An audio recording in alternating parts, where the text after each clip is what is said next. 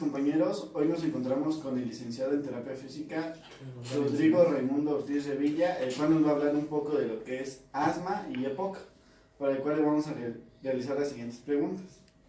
Yo soy alumna de la Universidad Autónoma Benito Juárez y estudiante de terapia física, y le vamos a hacer unas preguntas al licenciado Raimundo Ortiz Revilla. Comenzaremos con las preguntas. La primera va a ser, ¿qué es asma? Bueno, buenas tardes. El asma es una enfermedad restrictiva crónica. Es una enfermedad que disminuye la capacidad ventilatoria pulmonar. Es una enfermedad crónica y que se puede dar por tres cuestiones: farmacológicas, ambientales o laborales, y por alergias. Continuamos con nuestras preguntas. La siguiente sería, ¿qué es EPOC? Bueno, así como el asma es una enfermedad pulmonar obstructiva crónica, ¿sale? La primera es restrictiva, la segunda es obstructiva, y se caracteriza por dos patologías básicas, que es la bronquitis y es el enfisema pulmonar. Y la diferencia radica en que una no puede hacer la exhalación completa, que es el EPOC, y la otra no puede ser una inhalación completa, que es el asma. Esa es la diferencia entre ambas. Es Gerardo Morales Osorio, igual de la licenciatura en terapia física. Continuamos con las preguntas, licenciado Raimundo. ¿Cuál es la incidencia de estas patologías en el estado de Oaxaca? Híjole, a nivel general, más o menos al año se mueren entre 18 y 38 personas adultas, no por fumar. La causa es por consumo de dióxido de carbono por la cocina tradicional que se ocupa en Oaxaca. Pero a nivel Latinoamérica, México lleva uno de los primeros lugares en EPOC, y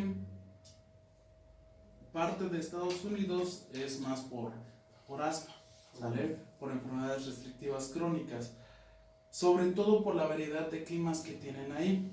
El asma, dijimos hace un rato que es ambiental, ¿vale? Entonces la incidencia en Estados Unidos es así. Pero en la zona sur de México, de la República Mexicana, lamentablemente lo hacemos porque seguimos siendo muy tradicionalistas a la hora de ocupar la cocina con leña y cuestiones de ese tipo.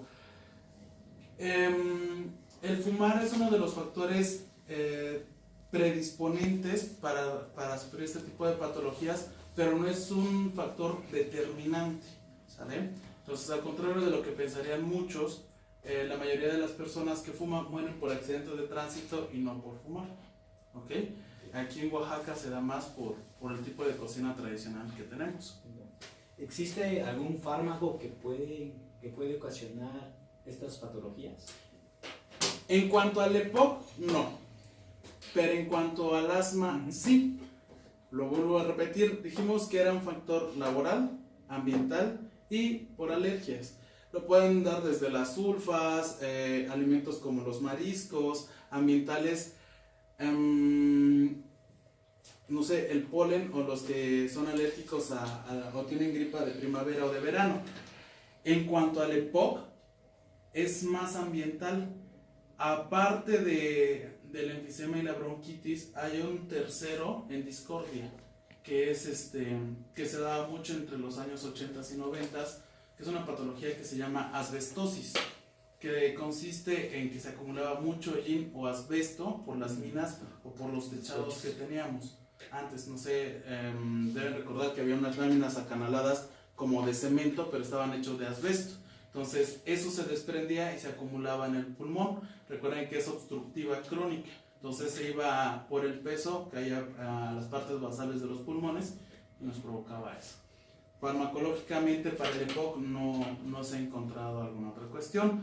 Podría ser una enfermedad concomitante. Hay fármacos que trabajan sobre la musculatura o sobre el tejido óseo que lo van a debilitar, provocando algún tipo de infección y provocar una bronquitis secundaria, pero pues ya sería una enfermedad concomitante, no sería un proceso primario. Gracias.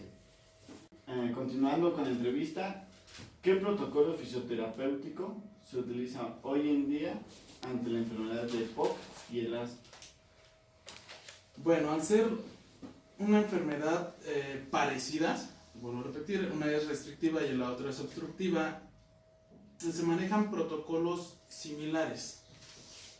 Para empezar tenemos que tener un diagnóstico preciso, desde gasometrías, oximetrías, tomografías, radiografías, para tener un diagnóstico certero y poder hacer un tratamiento lo más oportuno y eficaz posible.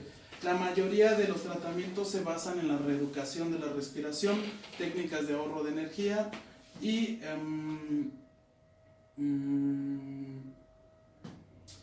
dependerá del estadio de cualquiera de estas dos enfermedades y va a depender de la agresividad con que se presenten. Hay asmas que nos van a permitir tener una vida normal y que se van a diagnosticar por 1 o 2 eventos que se van a presentar solamente. Entonces no lleva un tratamiento como tal.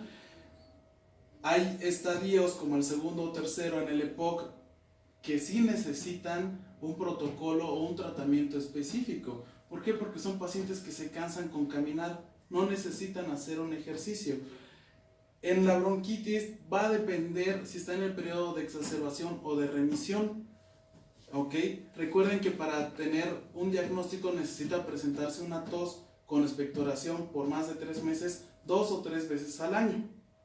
Entonces, en el periodo de exacerbación el paciente va a tener un esputo, un moco, una producción purulenta, sanguinolenta, con residuos, que va a disminuir la salida del oxígeno y va a dejar mucho dióxido de carbono en nuestro organismo. Entonces, nuestro protocolo se va a basar en eliminar todas esas sustancias. Cambios de decúbito, percusión, respiración diafragmática. Son 3 técnicas básicas que ocupamos en la reeducación pulmonar. La mayoría se va a basar en el fortalecimiento del diafragma, en el llenado abdominal y en la compensación pulmonar. ¿Sale? Palmopercusión, que eso lo hacían las enfermeras desde los 70s, 80s también. No sé, te digo, va a depender de qué estadio estemos hablando, el protocolo que se debe de manejar. Ahora, en el asma, además del trabajo de reeducación ventilatoria, tenemos que tener el apoyo farmacológico, que es muy importante. ¿Sale? Es una enfermedad restrictiva que va a necesitar broncodilatadores, salbutamol, por ejemplo. Y necesitamos trabajar de la mano con el médico especialista para saber cómo vamos a trabajar esto. ¿Sale? Los chalecos de vibración no los recomiendo porque no están graduados a la sensibilidad del paciente. Depende si es de tu tamaño o si es de mi tamaño, la presión y el manejo que se va a tener. Entonces va a depender de cada una de las patologías. Tenemos un sinfín de Ahora, patologías. fuera de la terapia pulmonar o respiratoria, ¿hay alguna otra técnica específica de terapia física que se pueda aplicar al paciente fuera de esa? Tú tienes que trabajar desde el fortalecimiento, ¿sale? La resistencia que tenga tu paciente. Ojo, ninguna técnica o ningún concepto es totalitario. Tú no puedes manejar a un paciente con EPOC o con una enfermedad restrictiva crónica solo con terapia pulmonar. Es un tratamiento complementario. Vamos a trabajar desde mecano hasta electro, manejo de las posturas del paciente, gasto energético, ¿sale? Técnicas de ahorro de energía y, por supuesto, rehabilitación pulmonar. Pero esto va de la mano con el nutriólogo. Uno de los factores que nos limitan el trabajo es el sobrepeso y la obesidad. Entonces, no puedes manejar tú una dieta, tú lo vas a mandar con el nutriólogo. Son pacientes que son nefrópatas, necesitas un médico internista, un médico interno, ¿vale? No sé, hay muchos que tienen alteraciones endócrinas y vas a tener que manejar el especialista con este tipo de pacientes. Entonces, ojo, ningún tratamiento es totalitario.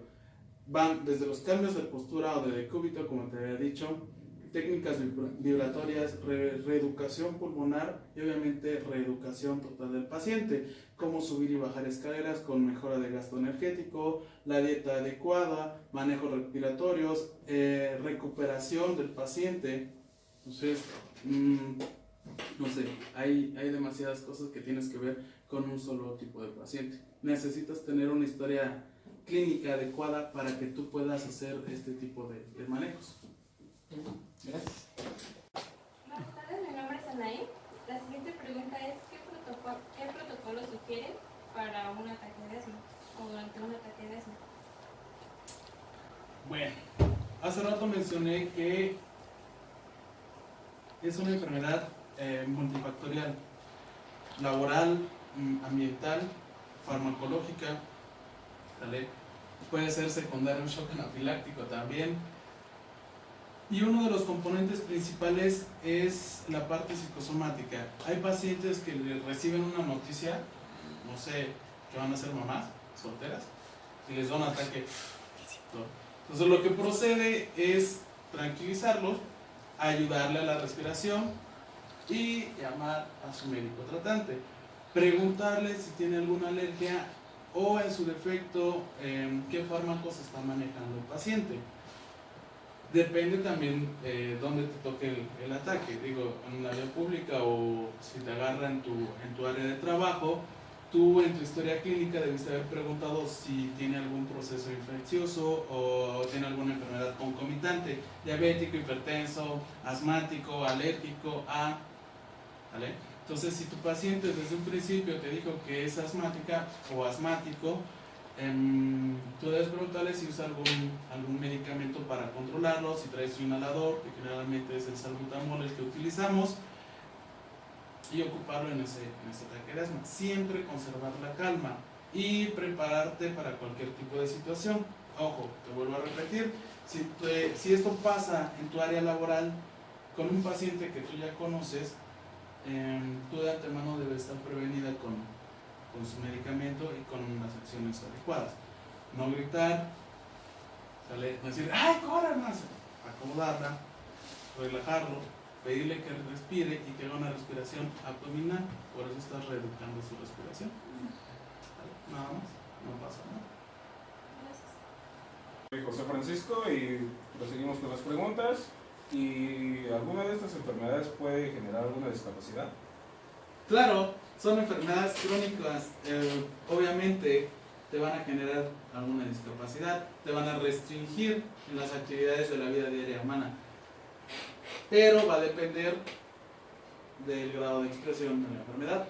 Hay algunas que va a tener, bueno, vamos, que el paciente se va a morir de otra cosa menos del EPOC o de la enfermedad restrictiva, ¿vale? En otros casos, si es muy expresada la enfermedad, si es muy grave y depende del paciente, pues les va a causar problemas hasta para ir al baño. Para los parados, para los sentados, para los acostados. Recuerda que esos pacientes van a sufrir de disneas, de apneas del sueño. Entonces, es obvio que sí nos van a dar discapacidades. ¿Y de qué forma podría influir en la vida diaria a estas personas? Son personas, al menos con el asma, si no es muy agresiva, que van a tener una vida prácticamente normal, laboral, familiar, social. ¿Sabe? En cuanto al EPOC, en cuanto al enfisema, es un poquito más complicado en un grado 2, un grado 3 avanzado. ¿Por qué? Porque son pacientes que van a estar con oxígeno todo el tiempo. Entonces los traslados, subir, bajar, ya es un poquito más de cuidado. La dieta también es un poquito más restringida. Y son pacientes que generalmente tienen enfermedades concomitantes, ¿vale? Sufren de linfadenopatías, neuropatías de tipo hipóxicas o isquémicas, nefropatías. Entonces sí los va a limitar un poquito más, pero con un buen manejo del médico internista y del fisioterapeuta no va a tener ningún problema en actividades de recreo, laboral o social. Bien. ¿Y qué actividades recreativas recomendaría para este tipo de patologías? En adultos mayores se les recomienda caminar, que tenga parte de su rehabilitación cardiopulmonar el nado, ¿por qué no? Actividades que reduzcan los gastos energéticos, que disminuyen los choques articulares, que disminuyan los esfuerzos. Bueno, gracias.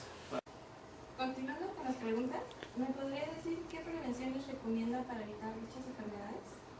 Bueno, en cuanto al asma, un cambio de clima, cambios laborales, ¿vale? Cuidar los detalles de la vivienda, controlar la parte emocional, siempre tener sus medicamentos, mantener la actividad física, hacer ejercicio, una buena dieta y nutrición.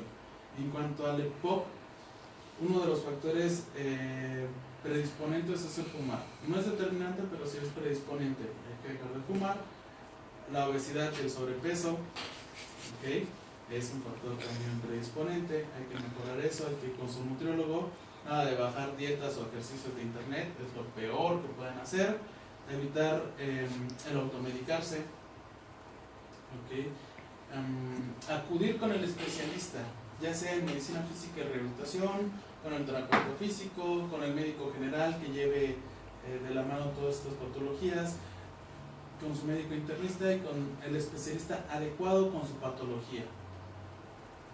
Algo que en Oaxaca no hemos podido erradicar y que lamentablemente es uno de los factores importantes para este tipo de enfermedades son en la medicina tradicionalista, el huesero, el hierbero, el que vende el jugo rojo flavorante en la central, que cura todo, asma y sida y todo lo demás.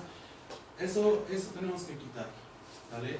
Tenemos que enseñarle y reeducar a nuestros pacientes que si tienen algún problema de salud, tienen que acudir siempre con el médico especialista o con el tratante del área blanca que le corresponda.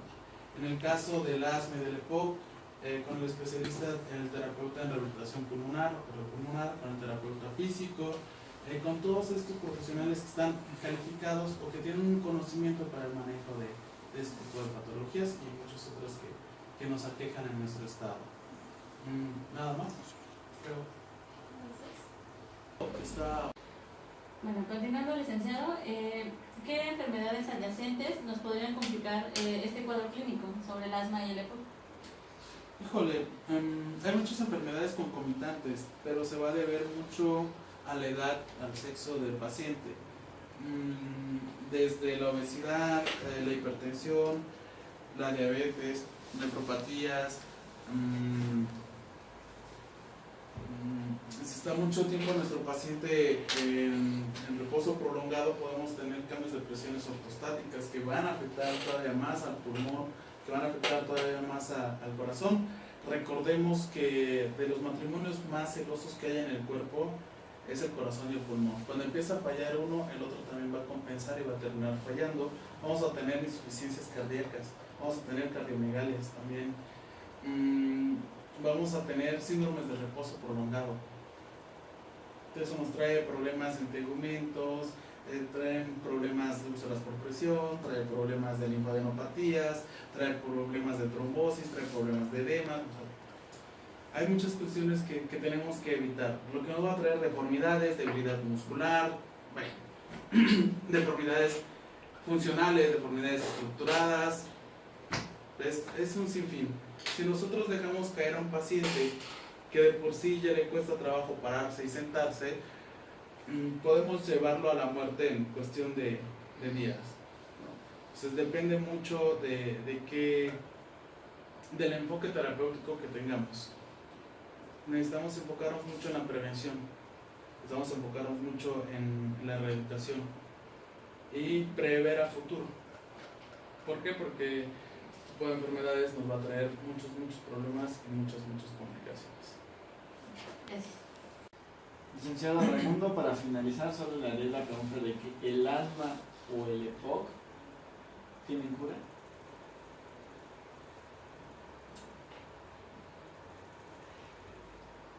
En el asma, dependiendo de la etiología, se supone que hay medicamentos que sí pueden controlar y llegar a disminuir los ataques, hasta casi totalmente erradicarlos. En cuanto al EPOC, si es una bronquitis de tipo infecciosa y tratada a tiempo, sí se puede erradicar. Va a depender de la agresividad y del daño que haga. Porque una cosa es que tú quites el agente causal y otra cosa es que se elimine el daño que ya se le hizo a los pulmones. Ok, ¿y quiénes tienen mejor pronóstico? ¿Un pediátrico o un geriátrico? Los extremos de la vida siempre van a ser los más delicados. Ambos llegan a fallecer por un mal cuidado. ¿Quién tiene un mejor pronóstico? La estadística nos podría decir que es la parte geriátrica. Pero en la experiencia, la parte pediátrica sale más.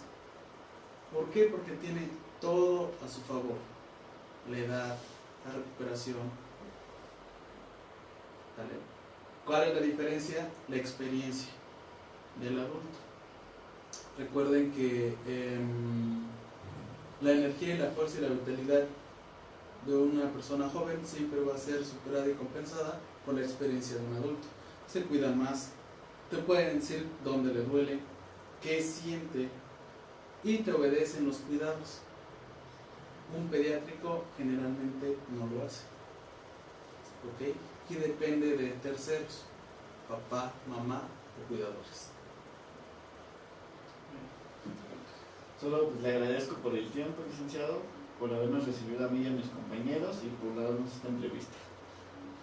Gracias. Fue un placer. Saludos, Fátima.